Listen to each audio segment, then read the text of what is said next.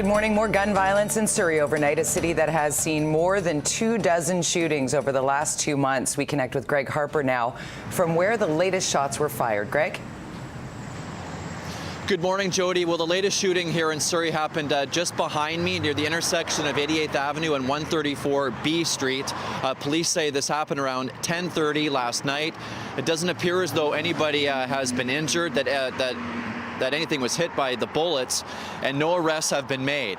This follows another report of shots fired in Surrey early yesterday morning. Neighbors heard gunfire from 2 cars that were seen in the area of 94A Avenue and 124 Street. This was around 3 a.m. yesterday morning.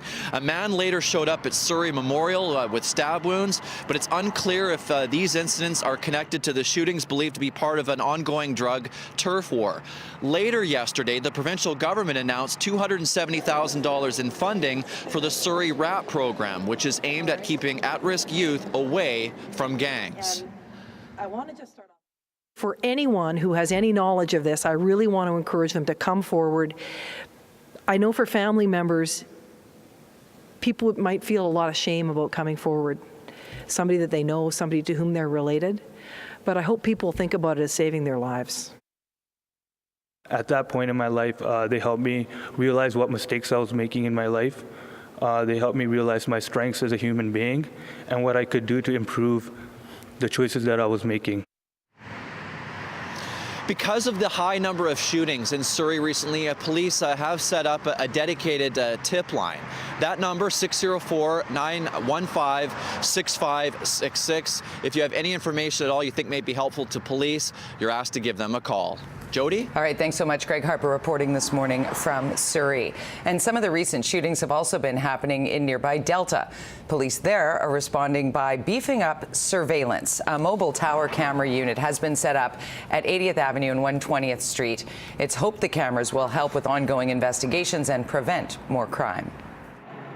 It's monitoring this whole intersection and this whole public area, whereas footage in stores and things traditionally will just be monitoring the storefront in the store area. So it gives us a very specific look at an area at a specific point of time. The camera unit is on loan at no cost from a local company. Police say the footage will only be accessed by Delta investigators and BC's anti-gang unit if it can help them with a case. And Delta police are warning people about a high-risk sex offender who will be moving into the community. 40-year-old James Conway has been convicted 3 times for sex crimes involving children. He's 6'4" and weighs nearly 280 pounds. He's being electronically monitored while under house arrest, and he's not allowed to leave his home unless he is with a caseworker. BC Review Board will meet today to consider the partial freedom of a man who murdered his 3 children in Merritt 7 years ago. Doctors at a psychiatric hospital are recommending Alan Schoenborn be granted escorted day outings. The Crown is expected to introduce a new witness who could counter the method psychiatrists use to determine Schoenborn's risk to the public. Schoenborn was found not criminally responsible for the deaths of his daughter and 2 sons in 2008. 4 days after Nepal's earthquake, aid is slowly reaching the area near the disaster's epicenter.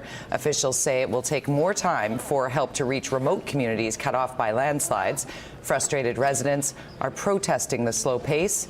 The death toll from the magnitude 7.8 earthquake has topped 5,000. Massive crowds have lined up at bus stations in Kathmandu, where Nepal's government is offering free transportation for people hoping to get to their hometowns and villages. Here's how you can help Nepal. You can text to donate to Red Cross or call the 1-800 number shown here. The streets of Baltimore were mostly quiet overnight thanks to a massive police presence.